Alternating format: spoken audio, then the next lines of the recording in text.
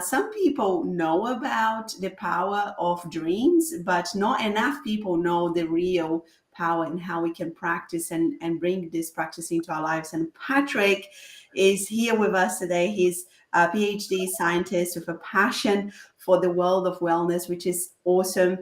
He's a serial entrepreneur, so with involved in several businesses, which is absolutely incredible around health, sustainability, and education. But his biggest passion is dreams and the access to the consciousness that dreams can take us to. So I am very excited about this conversation. Hello, Patrick. How are you? Amazing. So tell us a little bit about your journey. Like, how did you go from not knowing about this to actually, getting yourself into this like incredible world of dreams?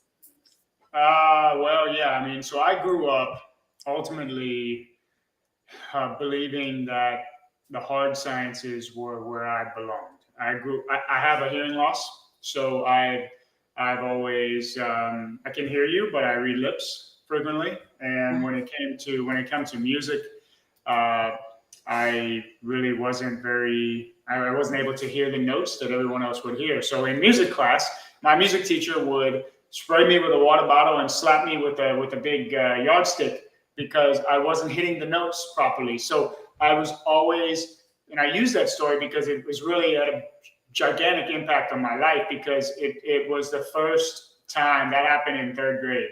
And it was the first time that I really was conditioned to believe that I wasn't going to be good at music, English, sociology, psychology, history, anything in the soft science realm.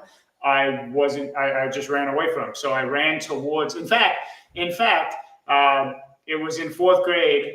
I had this music teacher for 2 years, and she used to give me detentions every day. My mom worked at the school, so detention was not that big of a deal. I just had to stay after school. I had to stay after my mom anyway. But the difference was I had to stay 30 minutes in this music teacher's office. Her name was Sister Cecilia, and it was this L-shaped room, very dark. She sat me at a piano, but I didn't have to do music. I didn't have to do piano. I did my multiplication tables during my detention.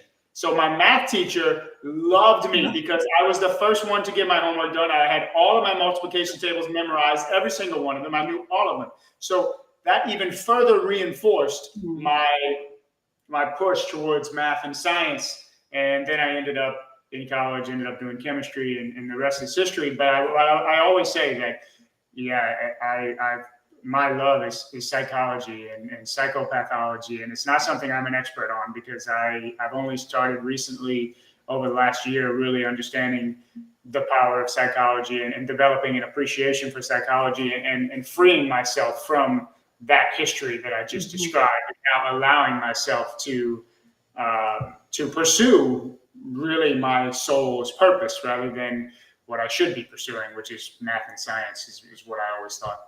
Yeah.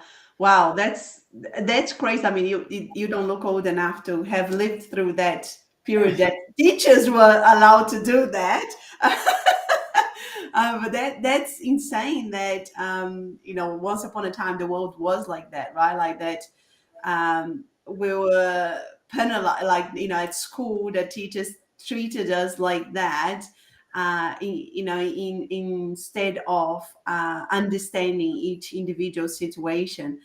And I think like what you said is so beautiful that, we all go through things, right? And it's important for us to find our own path to releasing some of this baggage that we all carry at some point. And I believe that we all get to a point that we say, enough is enough.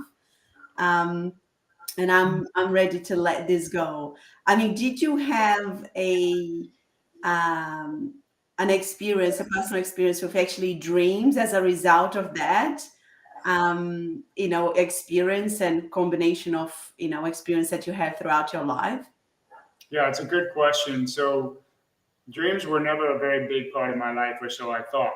But I will tell you, when I was a kid, I slept on a bunk bed on the top bunk, and every night I would have this recurring dream that I would get on this magic carpet and fly away to this place that I can't even describe. I would get on this carpet and I can't even describe the place. It was a place where it was the biggest room in the world, but there was no ceiling, so it was almost like it was outside, but it was a room, and it was a very, very, very long rectangle shape, and I was this big. I was just so tiny compared to and it was pristine. It was a pristine place, and it was always. I can't describe the feeling. It was always a feeling of that was home. That was such a beautiful place, right?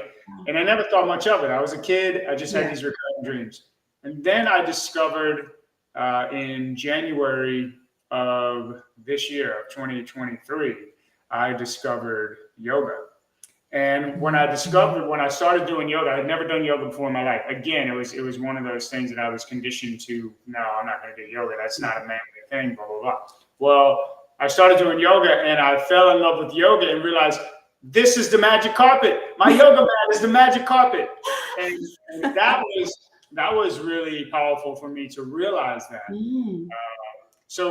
And then really the thing about dreams, once we start listening to dreams, once we start hearing them, our brain becomes conditioned, or our brain recognizes, hey, they're listening to us. We can feed them now with more dreams. We can, and it's a feedback loop where we end up remembering more, and dreams end up becoming even more vivid and more powerful. And then we get into lucid dreaming.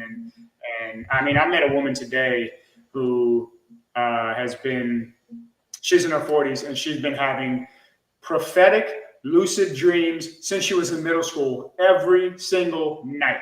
And I've never met anybody like that before. I mean, it was really fascinating talking to her. I have dreams. I can have lucid dreams as well, but I have to be intentional about it. I don't, it doesn't come to me so easy like it does for her. Yeah. But some people, like everything in life, some people have to work a little harder, be more intentional than others. So, but really, dreams, when I never really considered dreams is a big part of my life until over the last year, when I made the connection with the magic carpet and the yoga mat. And then I've had more dreams that I remember this year than any other year of my life. Yeah. I think what you said is so right, being intentional about it, because when I went through this whole kind of journey of finding my own healing kind of path and trying different things, I came across dreams, the kind of the whole idea that you could access your subconscious mind through your dreams with lucid dreams, or just be intentional about and opening yourself to remembering your dreams. And I always, when I was about 18, we were going through a very challenging period in my life at home when I was living with my mom and dad in Brazil. My dad had lost everything, and I had these recurrent dreams of water, and there was big waves coming in different scenarios. It was not always the same waves in the same place, and they would be kind of engulfing us as a family, and we'll be almost drowning, but we wouldn't drown. And I would wake up like sweating and like really like panicking, and that kept going until, I would say, until my kind of 30s, and then kind of, they stop happening all the time. And again, that was a period that, I left Brazil, and there was so much kind of challenging situations in my life, and that, and that situation in my house was still happening. And it wasn't until, I had cancer and I started healing myself and coming across the things that were blocks for me, this stuff that I needed to let go, that I started really, it was actually the beginning of this year. I thought, I think I've done a lot in this plane. I need to go a level down, and dreams could be a portal for that. And I started, writing down each morning, what were the dreams about? And it was really interesting because the water, it started changing a bit. Instead of being waves coming and having that fear of the water was there, but I wasn't fearful of the water anymore. And so it was really, and again, it was in different scenarios, but the water was always a constant. Me, and now my family, my husband and kids, were also the constant. And but in this situation, the dreams started moving more towards a situation where I wasn't scared anymore. But going from that place to lucid dreams, I must admit I've never been able to, because when I kind of realize, oh my God, I'm dreaming again, and I want to be lucid, that I'm just awake, and I'm like, damn it. You're kind of like too intentional. It's like, oh, I just needed to stay there. And I think that it's so interesting to see the evolution of my own dreams.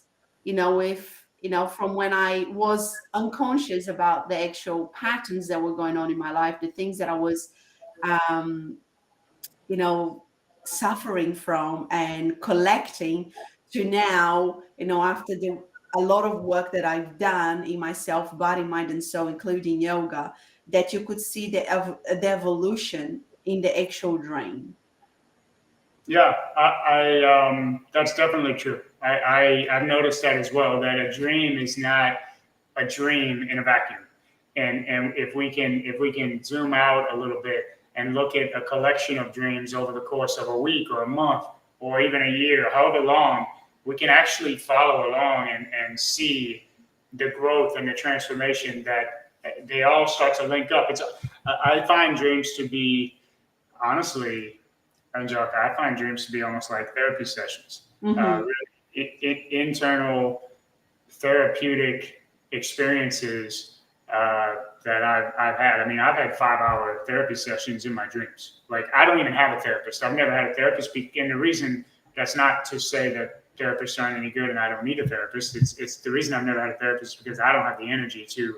First of all, it's a 50-50 shot the therapist is going to be any good. Second of all, if I do find a therapist, I'm going to have to spend how many weeks and months dedicated giving them the background and all of the context and letting them get to know me. That's a lot of energy. And by the way, when I do that, they may not even be any good. So I find therapists, there's no means to, there's just no, I don't know, there's no end in place. It's just like an ongoing process. So with dreams, though, I'm able to really process and see it as therapy, especially when you pay attention to the feelings and the emotions associated with the dreams. But one question I have for you with regard to the water is, you said the water was still there, but I would be curious as to the nature of the water, if that was always the same. Because if a lot of times, whether the water is clear, whether it's colorless, whether it's cloudy, dirty, whether it's white water with big waves, like you mentioned, waves, or whether it's extremely calm water, makes a difference and can be representative of our ability to, or how we feel we are processing our emotions at that time in our lives. So I'd be curious, you mentioned the water is always there. Is it always there in the same exact form, or is it calmer now? It is calmer now. And before it was like tsunami waves, like crazy waves, and now it's calmer. And I have been able to, whilst meditating, being able to be on the bottom of the ocean and watching the waves on the top, and still feel the stillness and the calmness. But I have also noticed that if I am slightly stressed in my normal life, the water is not so calm anymore. I could have a dream like that, right? So like you said, the evolution of it, and I'm very conscious about it. And I go, sometimes we think that we've got it covered, we've got everything sorted, but our subconscious minds, it doesn't forget, right? And it's kind of like making a record of everything. And I think that dreams is a way, if you're paying attention, it of a true reflection of how you're feeling. And I have had that even though the dreams have changed massively from massive waves to calm, if I am slightly stressed, it's never been the massive waves there were before, but it has. I have been stressed in the dream, which reminded me of, wait a second, what's going on here? What do I need to do, right? Yeah, it's all in managing your emotions, and you're much better at managing your emotions now than when you were 18 years old. But of course you're human. So whether you're 40, 50, 70, it doesn't matter. We're not perfect. There are going to be times in our lives when we get more stressed and we maybe aren't managing our emotions as well as we would like to. And that, yeah, your dreams follow exactly what I would have expected in terms of the water and the way that you feel you're managing your emotions, or the satisfaction that you feel in the way that you're managing your emotions in that time in your life. So exactly. And so tell us a little bit more about how you can help people. Like what it is that, the ideal person that is ready for this work. Because I mean, I must admit, I had done a ton of work before I even touched the dreams, on myself. It's something that I think it's really a level deep than just kind of, like you're saying, going to the therapist, even like the yoga practice, meditation, like it's a level deeper that you need to kind of be ready for. Yeah, ultimately, look, I mean, to simplify it, I hate to make it sound so simple, but the answer is always inside of us. Every single answer is inside of us. And if we are constantly looking, I've done it. I've spent 40 years of my life doing it, right? If we're constantly looking outside of us for the answers, it's always going to leave us disappointed. We're always going to be, we're always going to fall short of what we're really looking for. It's never going to be enough. But if we can look within, and we have this extra toolbox, which is dreams, to be able to also look within, it's just an extra. I mean, ultimately, look, Angelica, we spend 30% of our lives sleeping, right? So if we can tap into that 30%, and even 5% of it, and get 5% extra from it, extract valuable information from it, then why would we not do that? So, of course, lucid dreaming is I mean, that's a more advanced step. We can, the advantage of lucid dreaming is that we can now experience certain challenges in our dreams and overcome them. And once we do that, we now can, in our real waking lives, we can say, I've already overcome this. I've seen this before. I've done it before. I've done this headstand, handstand. I've lifted this weight. Whatever the limitation might be, if we can overcome it in our dreams, now we've already seen it, so that by the time we approach our waking lives, we're that much better. I mean, I can tell you, it's not even dream related, but I saw my dad was here visiting about a month or two ago, and he's been doing yoga. Him and my mom have been married 50 years, and he's been doing yoga before he even married my mom. But he's 79 years old, and he's doing 8-minute headstands, like inversions, right? And so I saw him. I've always known him to do that, but it just hit me differently this time. And when I saw him doing it this time in my house, right in my living room, my son wakes up, comes out, and sees it. In that moment, while my dad was upside down, my son gets up, and my son just folds his arms, leans back against the counter, and just stares at him. And it was so amazing to watch. But ultimately what that did was, now that my son saw that, now he thinks he can do that. Now he has a new realization that he can do that. And quite frankly, me as well. I thought, who am I? I'm supposed to be this fit guy. I'm in the best shape of my life. I'm 45 years old, and I can't do that, right? So I dedicated right then in that moment. I said, I'm going to practice every day for 5 minutes. And now, Angelica, I can go outside. I can go right now. I can do a headstand. I can stay up as long as I want until I pass out. I can stay up, right? But it only took me a week to pick it up. But had I not seen that already, and it's important to, look, it's up to us, but we can see dreams as a parallel reality to our waking reality, which is really serving to us because we can then recognize that if we can, like, there is another possibility. Yeah, there is another possibility. Exactly. Like the cliche is, if you can dream it, you can do it, right? But it's really, really true. So if we can tap into that and take advantage of what we see in our dreams to our regular life. Also, like we just talked about with the water, it's an affirmation. It's a sort of reaffirmation for you to know that, well, now you're managing your emotions properly. If you're aware of kind of what water represents in dreams, typically. I mean, I've had dreams about water. Like, I've had multiple dreams. So typically, on average, we dream between 4 and 6 times a night. Now, we don't always remember 4 to 6, but it's multiple times, multiple dreams per night. And I've had nights when I just have completely different dreams, but both water related, water everywhere, but completely separate dreams. And so that's an indication for me to really look at how I'm managing my emotions, right? Mm-hmm. So ultimately, it's really just if for those who want to leverage, leverage their dreams to be able to benefit their conscious lives. Now, most people, I don't know about most, but probably 50% of people roughly remember their dreams on a regular basis, at least once a week. The other 50% don't remember their dreams at least once a week, and so that's but that can be changed. That can be totally. People identify with, I don't remember my dreams, but that can be with a little bit of effort, a little bit of dream yoga, a little bit of intention. We can get past that point and start to remember more of our dreams. And then the more we do, like we talked about earlier, it's a feedback loop. It becomes a habit, right? You wake up and you kind of remind yourself of what you have dreamt about. Like, because when I was writing down at the beginning of this year, it just became automatically, I started remembering my dreams more.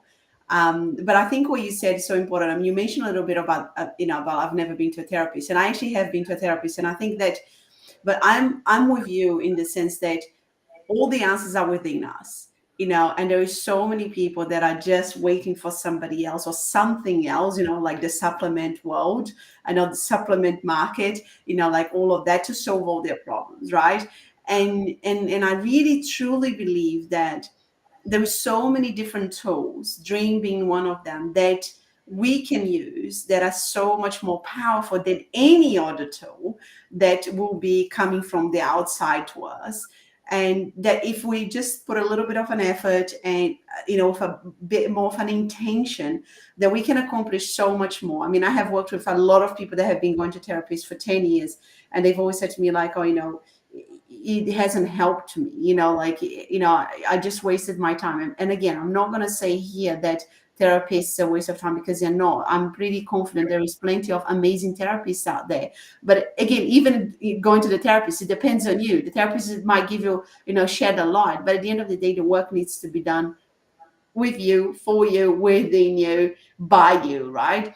And I think like what you said is really important. Dreams is just, it is in us, right? Like we dream every night. So why not tap into this amazing tool that we can utilize every day, at home in our own time, because we're going to sleep anyway, to really tap into another level of our subconscious mind. And I think that is, for me, so, so powerful.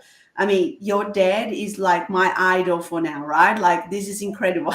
This is amazing. Like, I can't do a headstand, but just I need a wall. So I'm gonna. You can do it. You can do it. I promise. I posted. I think I did post it on LinkedIn. I posted a picture of my dad doing a headstand. It's one of my posts from about a month ago. But you can do it. Don't say you can't do it. It's start on the grass without the wall, and if you fall over, you fall over. It's amazing because when you do it, if you fall over, you fall onto your back. Instinctively, your legs, your feet go down to protect your fall. Instinctively. I was worried about, well, if I fall over, what if I forget to put my feet down and catch myself? But instinctively, your feet will go down and you will catch yourself, and it's no big deal. So amazing. Yeah. And I think, that shows the power of, like, for me, after having cancer at 38 years old, I really focus on longevity, living, creating a life that I'm going to be healthy for as long as possible. And I think yoga and, like you're saying, dreams are all tools that we can do at home in our own time to create that, to heal ourselves, to keep healing ourselves. And I think that's really beautiful. And I just want to touch a little bit on the lucid dreams that you talked about, like the parallel thing. And I know that, like lucid dream, as you mentioned, is kind of a level deeper, and I've tried and I haven't quite grasped it. But I also noticed that when I tried, it's really interesting that, I was faced, and I can't quite remember, like maybe it was with the water as well. Like, and my husband told me, like, can you make a decision there in the dream to do something different? And as I go back to the dream, I was so paralyzed by the situation, which represents the real world, that I'm like, I can't think of anything. And it's really, I am not like that. I'm a person who decides, who makes quick decisions. And all of a sudden I realized, oh my God, like it's so paralyzing that I can't not even think of one thing to do. Yeah, I've never experienced that. And I'm not a lucid dream expert, if you will. But it all comes down to, I refer to it as part of the surrender experiment, right? So if we can completely surrender to, I feel like if we try too hard, that's what I've noticed. I can't try to lucid dream. It has to unfold as it does. If I'm trying, some people can. Some people can really know. Like I said, the woman I talked to earlier today, she lucid dreams every night, and you know, she doesn't have to, she doesn't have to try. It just comes naturally to her, right? Yeah. So I feel like, and for me, when I've had lucid dreams, it's been without any trying at all. It's been I've been able to experience it and then say, well, what do I want to happen in this moment? Like, what do I want? And it's part of in our everyday lives, really understanding what we want. It's hard. Most people don't know what they want, right? Most people think, I want $1 million. I want this. I want that. But they don't really know what they want. And I didn't know for the longest time what I wanted either. So I get it. But once we can surrender to the outcome, surrender to the possibility that whatever happens, even if we don't design it, it's going to be okay. But surrender to the idea that the universe unfolds for us and nothing actually happens to us. And the most extreme of examples is that there's no such thing as bad news. Once I recognized, as a kid, I was always conditioned to believe there was good news and bad news because my dad would come home from work every day. Oh, I got good news and bad news for y'all. And it's just always talk, good news, bad news, bad news. You can't have one without the other. You could never have one without the other with my dad. And now what I recognize is there is no such thing as bad news because it's all in frame. It's all in how you frame it. And if you tell me I got in an accident, well, okay, the universe didn't want me to have that car anymore. That's happened to me. I was at a red light about a year ago, and I got rammed from behind by a old lady who didn't hit the brakes at all. She was 50 miles an hour, rammed into me, and totaled my truck. And it was pretty new. It was only, I don't know, 1 or 2 years old, and totaled it. And I just thought, wow, I guess the universe didn't want me to have that truck. And now, okay, I get a check. I got to go buy another car. But who knows what would have happened? It's not for me to judge what's good news and bad news. I can understand if I break my leg, how I would say, okay, that's bad news, but maybe not, because maybe I break my leg, I go to the hospital, and I meet someone at the hospital that I never would have met before. Right? So I don't. There's no such thing as bad news. And the judgment, the judgment of it is in each situation. Like, and I think like what you said is so. In a world where we're so conditioned to be like doing. I know so many people, beating themselves up. I'm not doing enough. I'm not trying enough. I'm not. It really the hardest thing to do is to surrender, right? Like it's because we really are led to believe that we can control things, and until you go through a situation where you can't control things, like for me it was the cancer. You realize, well, I am actually not in control of anything. I could die tomorrow. Even though a lot of people at my age, 38 years old, they are never going to think they're going to die, right? They think they're invincible. They think they're going to be like your dad without doing anything about it, right? That's the craziest thing, right? They think like, I am just going to grow old and healthy and I'm going to die on my sleep. Well, not really. So, and then you start realizing, this requires surrender. And this is why I hate the sentence like, I'm fighting cancer. I hate cancer, fight cancer, because I didn't do that. I embraced cancer as something that I needed to go through, the transformation that I needed to go through. Now, if anybody had given me a magic pill in that moment to take the cancer away, I wouldn't have gone through the transformation. I wouldn't have met that person in the hospital. I wouldn't have, do you know what I mean? Like that kind of thing. And I think that's so important what you said, the surrender, in the dream, and the surrender in real life, right? Like it's kind of goes hand in hand, doesn't it? Yes, it can be very scary. I mean, yeah, I'll tell you an experiment that I'm doing right now. Nobody knows this, by the way. Yeah. Now everybody's going to know, by the way, because we're live. But it's been so transformational for me, and it's spot on with what you just described. And so for me, so I was married for 15 years, and I was divorced about 18 months ago. And for me, it was, I got married at 29 years old, and I really never was very comfortable talking to women, especially approaching women that I didn't know. When I was at high school, college, I was always extremely shy about it. I had 2 brothers. I didn't have any sisters. I thought women were aliens. What I discovered last week was I finally got to a point where I recognized, why am I not approaching these women? Why am I not talking to these women? I had tried dating apps, and dating apps are horrible. There's so many bots. It's so fake. It's so artificial. None of it worked. It was not a good experience. So I said, I'm not doing that anymore. So I've actually challenged myself to go out every day and approach an attractive woman and strike up a conversation with her and ask her out or ask her for a phone number. And I've done that every day last week, now into this week. And it has completely transformed the fear. I can't say the fear is not there anymore, but the fear used to control me. And now I don't even flinch. I just go right through the fear. It's the transformation. I'm actually documenting the process. I'm documenting every interaction, and I'm going to create a book out of it. Right, every interaction. That's amazing. And it's just been, I can't believe what I've learned in the week that I've been doing it. And I dedicated a full year to this. So I'm going to go 365 days. I'm going to approach 365 strangers that I don't know, who I find attractive, over the course of 365 days. And I'm going to document each one of them and publish it. Amazing. I think that's so powerful. I went to a talk recently, and somebody, I forgot her name right now, but she interviewed people like Barack Obama and like really people that are very, very successful in her podcast. And she doesn't do only podcasts, but she does talks as well around here in Australia.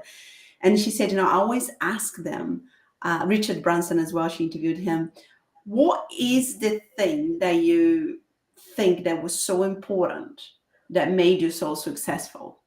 And they talk about 2 things. The first thing is managing their fear. And the second one is managing their energy levels. Yeah. And I was so surprised by it when she said that, right? I never thought she was going to say that. I thought she was going to say maybe like self-discipline or something like that. But it's incredible how, and they kind of, like really they're the 2 most important things, in the sense that the fear hold us back, right? To doing whatever we want to do. Yeah, exactly. I've always said that energy is the most, people always say time is the most valuable asset. Oh, it wrecks my brain every time they say that. They're wrong. It's completely asinine to suggest that time is the most valuable asset we have. Energy is the most valuable asset we have. Without energy, you can do nothing. You can be on your deathbed. You have time. You can have strep, COVID, whatever sickness you have. If you feel awful, you have the same amount of time as me. But if I have energy, I'm going to be able to do more than you. Yeah. And it's interesting that you mentioned that, because I drive a convertible, and when I was stopped at a red light earlier today, I had the top down. I always have the top down. I live in Miami, and it's a cool experience driving around in a convertible, because people talk to you. People who are outside. It's like you're not in a car, right? If you're in a car, nobody's talking to you. You got to, I guess, if you have your windows down, maybe, but even then, people don't. But with the top down, people talk to you. And this guy was like, he looked at me, he stopped, he looked at me, and he said, "Man," he said, "can you give me $1 million?" And I looked at him and I said, "You think I have $1 million to give you?" Like, I mean, I said, "I wish," right? And he said, but look at you. He said, you look so peaceful and so relaxed, and you're just sitting like this at the red light. And he made a kind of emotion, body language. And it really struck me because, and he said, if you got peace, that's, you have everything. It's more valuable than anything in the world. And I think what I've noticed is I'm just at peace. And part of this experiment is the sort of the aftermath of being at peace. I don't know which one came first, really, but it's so peaceful to know that fear doesn't control me anymore in any aspect of my life, right? And if I'm not being controlled by a set of strings in any kind of a puppet-like way, wow, it's freedom is what it is. And so when you can control, when you're not controlled by fear, you feel free. And that's, I can see how that would be a catalyst for success. And yeah, when you say it like that, it's, the freedom, I think it's so important. And I think people, again, this world that is lead us to believe that we can control everything because we've got a mobile phone and, everybody's got schedules and tasks and things and planners, and during my cancer treatment, I remember that at the beginning, I was very fearful of dying because I thought, chemotherapy equals death. And I hadn't been close to anyone who had gone through it. And I was consumed by this. And I would wake up every morning thinking, get me out of this dream. I don't want to have cancer. I'm going to die. And I remember that I went to speak to the pastor in my church. And he said to me, Angelica, come and talk to me, just like, because he could see I had a PICC line on my arm. And he said to me, like, okay, so what's going on? And I'm like, I've got cancer, stage 3B, I'm going to go through 12 sessions of chemo. And, my kids are only 6 and 4, I can't die. And he said, okay, so what do you think is going to happen if you do die? And when he asked me that question, when somebody asks you a question like, you're literally like in pieces. And I'm like, and I started kind of imagining, like my husband telling my kids that I died and my husband, taking them to the funeral, them having their birthdays without me, their first boyfriend, girlfriend, university life. And, as I speak, I can feel in my body this. And I kind of started imagining all of it. And I just kind of thought, well, I guess nothing is going to happen because they're just going to have to get on with their lives. And he looked at me straight and he said, yeah, that's right. He said, how many kids do you think have grown up without a mom? And that moment, and I mean, for some people, this could have been really like harsh, like, oh my God, this is just too much. But that conversation freed me completely. I got out of his office. I remember like walking, crossing the light, and I'm like, why am I so worried about dying? I'm like, all my efforts, like every single day, I'm thinking about, what happens if I die? What happens? And I'm forgetting to live. I don't know how long I've got left. I've just got to live every single day to the best of my ability, because in actual fact, I am not in control when I'm going to die. And from that moment on, I just kind of surrendered. I was just like, yeah, that's fine. And I completely stopped worrying about dying. And I literally focused completely on living. Yeah. And that's if you're worried about dying, then you're already dead. Exactly. I know, exactly. And what kind of path are you on, right? Like in your thoughts and in your body, in your mind, and all of that, and all of that energy, I kind of started dedicating to living. And I think that for me, that was transformative. I was just like, this is, I just needed somebody to hit me straight, with the truth. And so I could just walk through my fear and go, yeah, okay, well, that didn't kill me just to talk about it. Like that, nothing happened. So now let's just move on from that. And I think what you're doing is kind of that, isn't it? Like I can imagine, like the first time you approach a woman, is like, oh my God, I'm gonna, I can't barely breathe. But then as you go, and in actual fact, this lady who talked about that, she did 365 days doing something that I feared her the most. So her and her best friend, they did that as well. And that's why I kind of led her to talking about that. And she said, what happens is that, we started, the fear did stop having so much power on me, and on my best friend. She did with her best friend. Her name is Holly. I can't remember her second name now. And for her, it was like, that was just so incredible how it transformed me that whole year of just doing different things that completely scared me so much. I no longer was dominated or controlled by my fear. It's detachment from the outcome. It's complete. It's complete. Coming to terms with whatever happens, whatever she says, whatever this outcome, whatever happens, regardless of anything possibly that could happen, even if I die. Like, okay, I'm at peace with it. If I die because I had a heart attack because I went up and talked to a beautiful woman, then I die. I mean, that's the worst that can happen, and that's extremely unlikely, right? So it might happen on the dating app, but that's fine. Oh, well, that's awesome. And I think that, with everything that we're talking about, it ties up to that the dreams are a tool to help you to get to that place of freedom. 100%.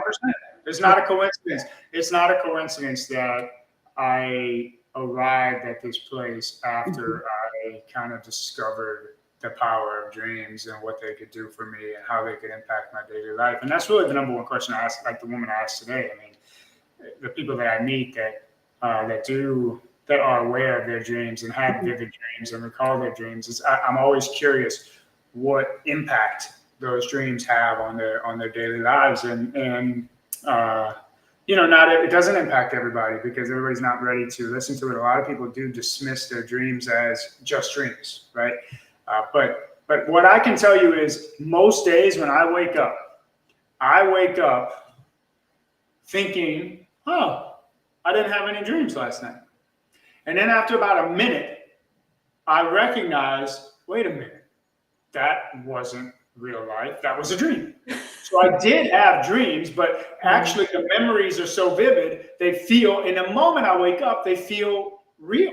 They feel like it really happened. I don't even recognize that it was a dream, right? And it depends on the day. It's not like that every morning, but a lot of mornings, that's how I feel about it. And so if you think about your dreams and you think about the memories you have of your dreams, there's no difference. None between the memory of your dream in your mind and the picture you draw. If you close your eyes and think of the picture of you in the water or whatever setting you want that was in your dreams, and then you now refer to another setting that occurred in your waking life, maybe an experience with your kids or your husband or whoever, like it's a memory.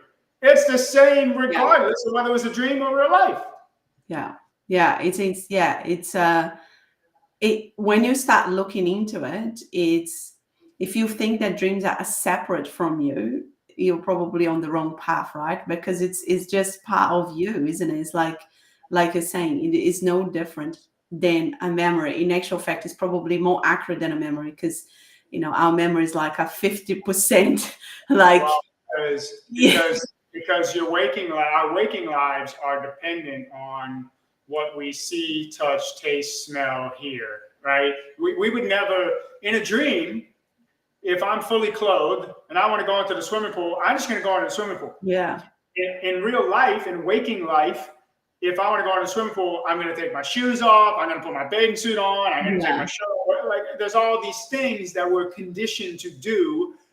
Really simple things. Like, of course, I'm not going to get naked and jump in a pool if I'm at a party. But these are things that in a dream, there are no inhibitions. It's just, I want to go into the pool, regardless of what I have on.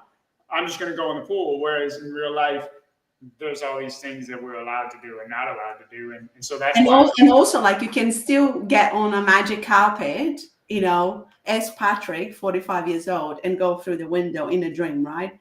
Again, which in real life, we're like, no, but that's not possible. Like that wouldn't happen. Like, like that kind of thing. And I think that's really puts us into a box and, and confine us in real life. And in a dream is an opportunity for us to, really try things.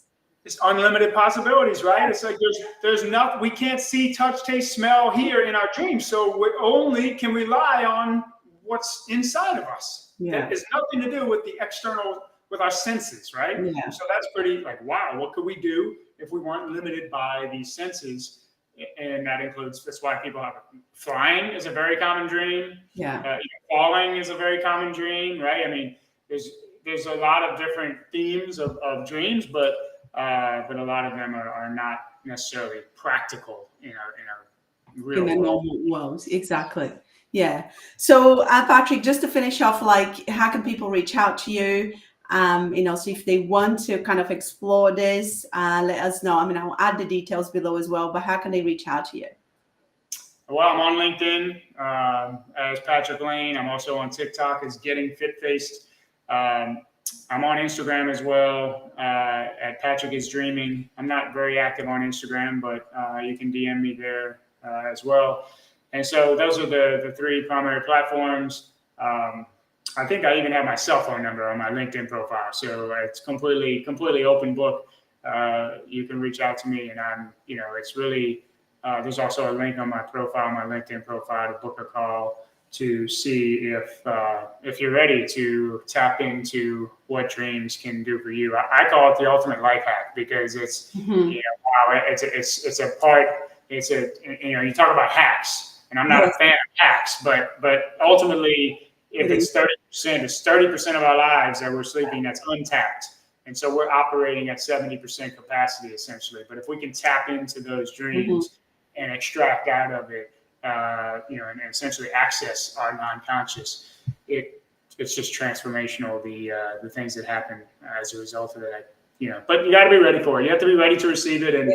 And I wasn't ready. It took me, 40 plus years to be ready. So it's, a lot of it is, I think, give yourself grace. The number one thing I would tell people is just give yourself grace. Don't judge yourself too harshly for if you don't remember dreams, or if you don't dream, or whatever the case may be. Just allow yourself to be that in that moment. Yeah, for sure. Yeah, it's like you said, if you force too much, it can be detrimental to the transformation, journey. And the same thing, Angelica, I would tell you, when you go to practice your headstands, don't get angry at yourself when you flip over, right? Just allow yourself to get a little bit better each day. And then before you know it, you'll be crying because you'll be up and what, your kids will be like, oh my God, what is mom doing? I'm telling you, it would take no more than a week. If you dedicate 5 minutes per day for the next week, just go outside on the grass and practice it. You will get it. You just, it just takes a little bit of, it takes balance, but, intention and no judgment, just complete grace. Yeah, you should send me the picture of your dad. He's gonna be my model now. Like, if he's doing it, I need to do it. I can do it. So he's 79 years old. I mean, he's doing. Wow, incredible. No reason we can't do it. If he's 79 and he's doing it. Exactly. Yeah. No excuse. That's what they say in life, right? I mean, it's all about surround yourself with people who lift you up, people who energize you, people who feed into who you want to become, right? And so when you surround yourself with other people who are successful, whether it's doing headstands or making money or whatever, in whatever capacity you want to define success, you can become those things, and you can extract out bits and pieces of those other people that you want to become, so that you can become the best version of yourself. That's the idea. Exactly. Awesome. Well, thank you so much, Patrick, for your time and for your knowledge and for sharing everything that you shared with us today. I'll add your links below, and I will see you very soon. Thank you. Great talking to you, Angelica.